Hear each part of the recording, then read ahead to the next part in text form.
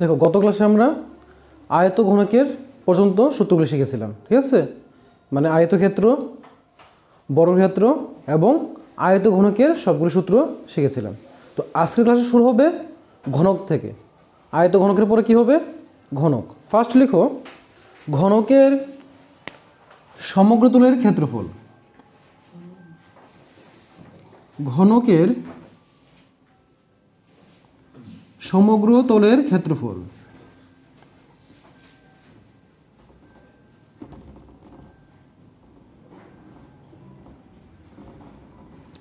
তারপর লিখবে ঘনকের চার দেওয়ালের ক্ষেত্রফল।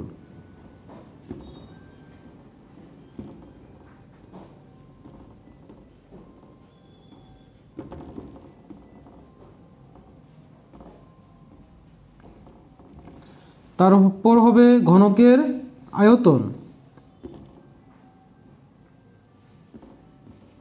ঘনকের আয়তন। তারপর হবে ঘনকের কর্ণের দৈর্ঘ্য।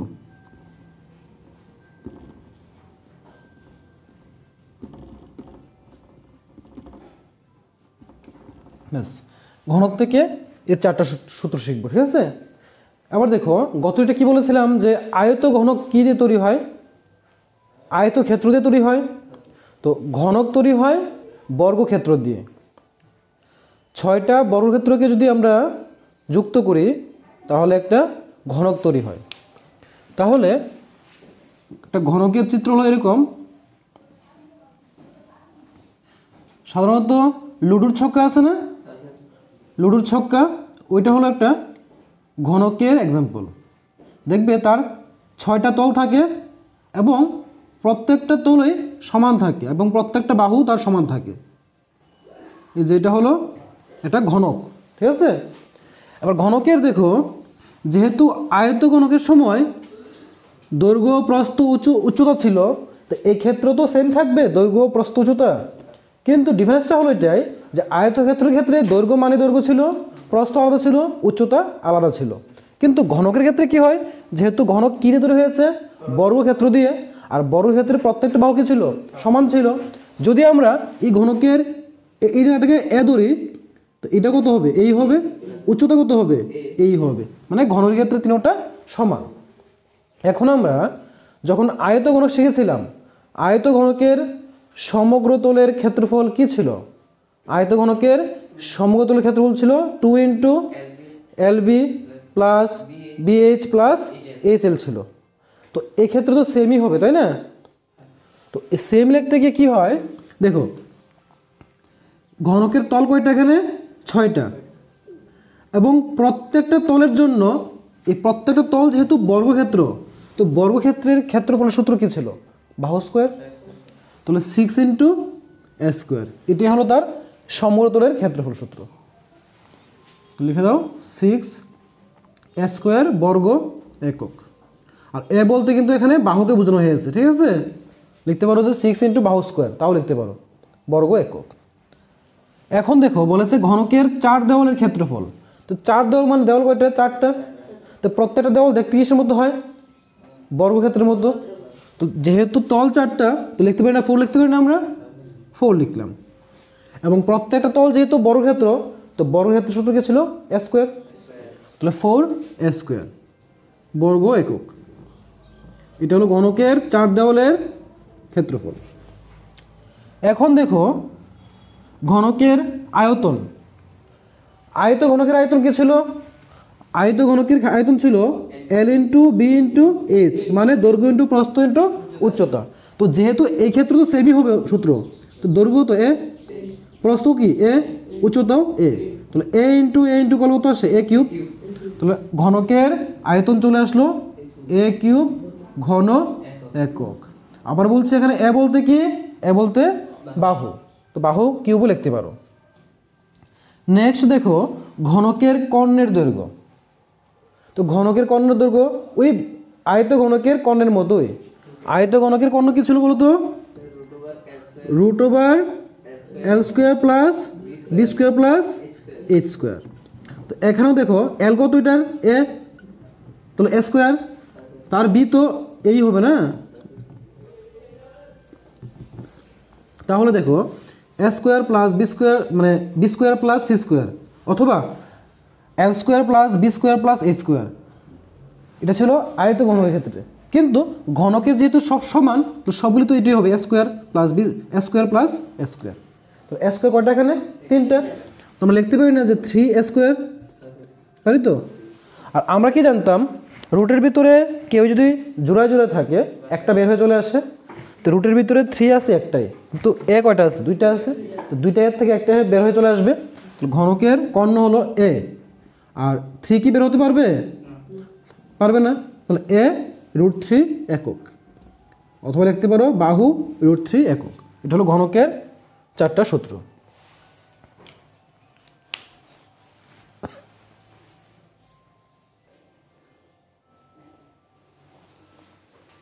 নেক্সট ঘনকের পরে দেখো লিখবে, ঘনকের পরে লিখবে চতুর্ভুজ। দেখো চতুর্ভুজের ক্ষেত্রফল, চতুর্ভুজের ক্ষেত্রফল।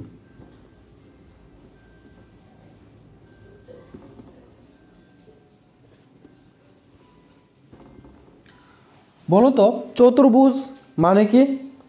যার 4টা বাহু আছে তাকে বলা হয় চতুর্ভুজ।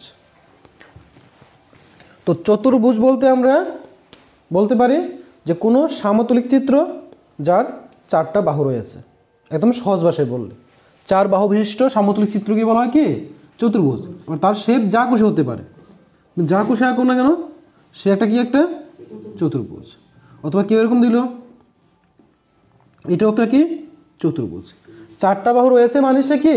চতুর্ভুজ। এখন এই চতুর্ভুজের ক্ষেত্রফল নির্ণয় করার 2টা স্টেপ আছে। এবার যখন যেটা পসিবল আমরা ওইটাই করব। কারণ হলো যদি চতুর্ভুজের দেখো এই যে বাহুগুলি পরস্পর কি সমান্তরাল রয়েছে, যদি তাদের উচ্চতা দেওয়া থাকে, প্রত্যেকটা বাহুর থেকে উচ্চতা দেওয়া থাকে দেখো, এবং একটা কর্ণ দেওয়া থাকে, এই যে কর্ণ দেওয়া রইল, যে কোনো চতুর্ভুজের যদি কর্ণ দেওয়া থাকে এবং সমান্তরাল বাহুগুলির মধ্যে উচ্চতা দেওয়া থাকে, যদি কর্ণকে আমরা ডি দিয়ে বুঝি, কর্ণকে কি বললাম? ডি। আর উচ্চতাগুলিকে, উচ্চতা মানে তো হাইট, একটাকে h1 একটা h2 ধরলাম। যদি কর্ণ দেওয়া থাকে এবং উচ্চতা দেওয়া থাকে, দুটি সমান্তরাল বাহুর মধ্যবর্তী উচ্চতা, তাহলে আমরা কি করব? আর এই উচ্চতাগুলি কি হবে দেখো, এই বাহু থেকে এই বাহু পর্যন্ত না, কিন্তু উচ্চতা হবে এই কর্ণের উপরে। ঠিক আছে? এই যে উচ্চতাগুলি কোথায়? কর্ণের উপরে। চতুর্ভুজে যে কর্ণ আঁকবো আমরা বা কর্ণ দেওয়া থাকবে তার উপরে উচ্চতা, মিন্স এই কর্ণ থেকে তার দূরত্বটা। ক্লিয়ার? যদি দেওয়া থাকে তাহলে তার সূত্র হবে হাফ ইন্টু এই উচ্চতাগুলি h1 প্লাস h2 ইন্টু একটা কর্ণের দৈর্ঘ্য এত বর্গ একক। বুঝতে পেরেছো? এটা কখন আমি অ্যাপ্লাই করব? যদি কোনো চতুর্ভুজের একটা কর্ণ দেওয়া থাকে এবং কর্ণ থেকে তাদের বাহুগুলির উচ্চতা দেওয়া থাকে বা দূরত্ব দেওয়া থাকে, তখন আমরা এই সূত্র অ্যাপ্লাই করব, half into h1 plus h2 into D. D means কর্ণের দৈর্ঘ্য।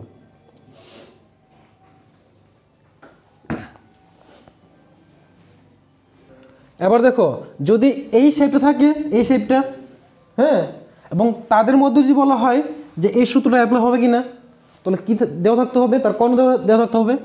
দেখো কর্ণ আঁকলাম এটা, তারপর কি বলেছিলাম? উচ্চতা। তার মানে এই কর্ণের উপরে কিন্তু, ঠিক আছে, মানে কর্ণের উপরে তার উচ্চতা হতে হবে। কর্ণের উপর উচ্চতা আমরা কী রাখতে পারি? এই যেখান থেকে এই জায়গাটা, এই যে বাহুটা আছে এবং এই যে 2টা বাহু আছে, এই 2টা বাহু থেকে তার মেন যে উচ্চতাটা, এটাই বলবো আমরা। দেখো এই, আর এখান থেকে একটি কোনটা হবে? এটা না, খাড়াটা, এইগুলি। আর উচ্চতা বলতে কিন্তু একদম পারপেন্ডিকুলারলি হতে হবে, মানে 90 ডিগ্রি হতে হবে, লম্ব যেটা বলি আমরা।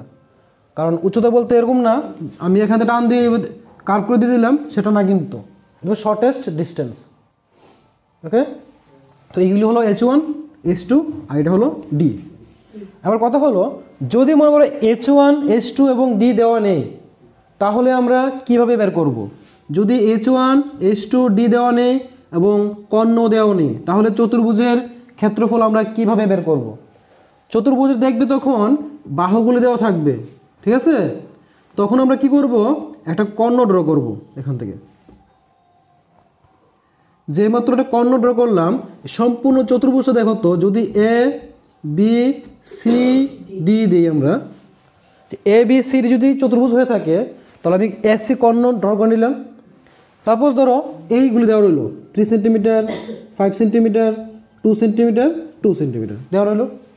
এখন দেখো এই কর্ণটা ড্র করার ফলে সম্পূর্ণ চতুর্ভুজটা দুইটা ত্রিভুজে বিভক্ত হয়েছে। একটা হলো এ বি সি, একটা হলো এ ডি সি। তাহলে আমরা ত্রিভুজের ক্ষেত্রফল জানি তো। ওই ত্রিভুজের ক্ষেত্রফল বের করে ফার্স্ট এটা বের করবো যে এ বি সি ত্রিভুজের ক্ষেত্রফল, তারপরে এ ডি সি ত্রিভুজের ক্ষেত্রফল বের করব, বের করে দুইটা ত্রিভুজের ক্ষেত্রফলকে যোগ করে দেব। তাহলে সম্পূর্ণ চতুর্ভুজের ক্ষেত্রফল আমরা পেয়ে যাব। বুঝতে পারছো কি বললাম? যদি কর্ণ এবং উচ্চতা না থাকে, তাহলে যে কোনো চতুর্ভুজের কর্ণ আঁকবো একটা, আঁকার সাথে সাথে সে দুইটা ত্রিভুজে বিভক্ত হবে এবং প্রত্যেকটা ত্রিভুজের ক্ষেত্রফল বের করবো হাফ ইন্টু ভূমি ইন্টু উচ্চতা দিয়ে, করার পরে তারপর প্রত্যেকটা ত্রিভুজের ক্ষেত্রফলকে একসাথে যোগ করে দেবো। তাহলে সম্পূর্ণ চতুর্ভুজের ক্ষেত্রফল আমরা পেয়ে যাব। ক্লিয়ার? নেক্সট নাম্বার 6 দেখো, ট্রাপিজিয়ামের ক্ষেত্রফল।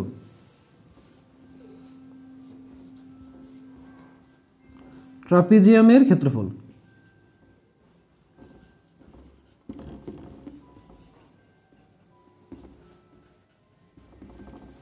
দেখো, ট্রাপিজিয়াম দেখতে কেমন হয় জানতে হবে আমাদের। ফার্স্ট ট্রাপিজিয়ামের শেপটা কেমন হয়?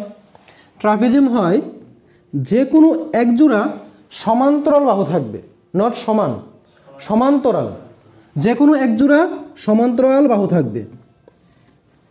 যেমন দেখো যে এই বাহুটা কি পরস্পর সমান্তরাল, এই যে এটা কি পরস্পর সমান্তরাল। আর সমান্তরাল মানে কি বলেছিলাম না, যাদেরকে উভয় দিকে বর্ধিত করলে অর্থাৎ বাড়ালে কখনো একটাকে একটা ইন্টারসেক্ট করবে না, মানে ছেদ করবে না। যেমন যদি এই বাহুটাকে বাড়াই দিকে বা এটাকে এদিকে বাড়াই, এটাকে এদিকে বাড়াই, দেখো তো কখনো কি ছেদ করবে না। কিন্তু যদি এগুলি কি করি আমরা, দেখো এভাবে যাবে, এটা এভাবে গেলে এখানে ছেদ করে দেবে, তাহলে তারা সমান্তরাল হতে পারবে না। এই দুটো বাহু কি পরস্পরের সমান্তরাল। এটা হলো ট্রাপিজিয়াম। বা ট্রাপিজিয়ামের ক্ষেত্রফলের সূত্র হলো হাফ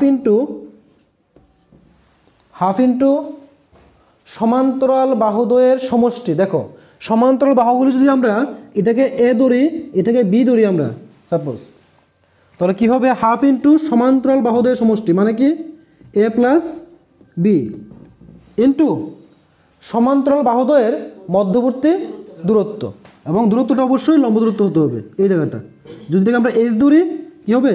এইচ বর্গ একক। তাহলে কী পেলাম আমরা? ট্রাপিজিয়ামের ক্ষেত্রফল সমান হাফ ইন্টু সমান্তরাল বাহুদ্বয়ের সমষ্টি ইন্টু উচ্চতা বর্গ একক। আর উচ্চতা বলতে এখানে কোনটা? যে সমান্তরাল বাহুদ্বয়ের মধ্যবর্তী যে লম্ব দূরত্ব রয়েছে ওইটা। নেক্সট লিখো নাম্বার 7, রম্বজের ক্ষেত্রফল। রম্বজের ক্ষেত্রফল দেখো, রম্বজ দেখতে কেমন হয় রে? বর্গক্ষেত্র যেমন হয় রম্বজ দেখতে সেম হয়, কিন্তু ডিফারেন্সটা কি থাকে? বর্গক্ষেত্রের এবং রম্বজের মধ্যে মিল হলো যে বর্গক্ষেত্রের প্রত্যেকটা বাহু সমান হয়, রম্বজেও প্রত্যেকটা বাহু সমান হয়। কিন্তু ডিফারেন্সটা হলো বর্গক্ষেত্রের প্রত্যেকটা বাহু একটার সাথে একটা পারপেন্ডিকুলারলি থাকে, অর্থাৎ 90 ডিগ্রি অবস্থায় থাকে। যেমন এই বাহুর সাথে এই বাহু 90 ডিগ্রি থাকে। যদি বর্গক্ষেত্র আঁকতাম আমরা এইভাবে আঁকতাম, এই যে প্রত্যেকটা বাহু সমান হতো, আমার প্রত্যেকটা অ্যাঙ্গেল 90 ডিগ্রি হতো। কিন্তু রম্বজের ক্ষেত্রে কি হয়? প্রত্যেকটা বাহু সমান হয়, ঠিক বর্গক্ষেত্রের মতোই হয়, প্রত্যেকটা বাহু সমান, কিন্তু অ্যাঙ্গেলগুলি দেখো সমান না, মিনস 90 ডিগ্রি না। কিন্তু রম্বজের ক্ষেত্রে একটা কন্ডিশন হলো তাদের যে কর্ণগুলি রয়েছে, কর্ণগুলি পরস্পরকে সমকোণে সমদ্বিখণ্ডিত করে।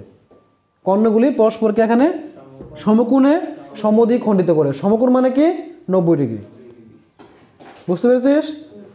তাহলে রম্বজের প্রত্যেকটা বাহু কি হয়? সমান হয় এবং কর্ণদ্বয় পরস্পরকে সমকোণে সমদ্বিখণ্ডিত করে। তাহলে রম্বজের ক্ষেত্রফল, রম্বজের ক্ষেত্রফল বের করার দুটো সূত্র আছে। ফার্স্ট হলো ভূমি ইন্টু উচ্চতা। ফার্স্ট কি? ভূমি ইন্টু উচ্চতা, ভূমি ইন্টু উচ্চতা বর্গ একক। ব্যাস, এখন ভূমি ইন্টু উচ্চতা বলতে কোনটা বোঝানো হয়েছে? যদি এটা রম্বস হয়ে থাকে তাহলে ভূমি এটা, আর উচ্চতা কোনটা? এটা কি উচ্চতা হবে?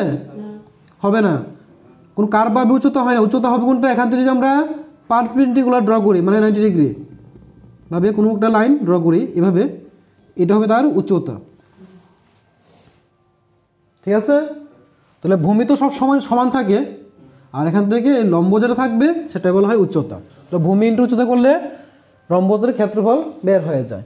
যদি ভূমি বা উচ্চতা দেওয়া না থাকে, যদি রম্বজের ভূমি এবং উচ্চতা দেওয়া না থাকে, কন্ডিশন হলো যে এই কর্ণ দুটো দেওয়া থাকতে পারে।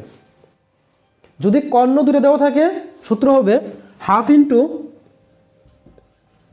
ইন্টু কর্ণদ্বয়ের গুণফল, কর্ণদ্বয়ের গুণফল বর্গ একক।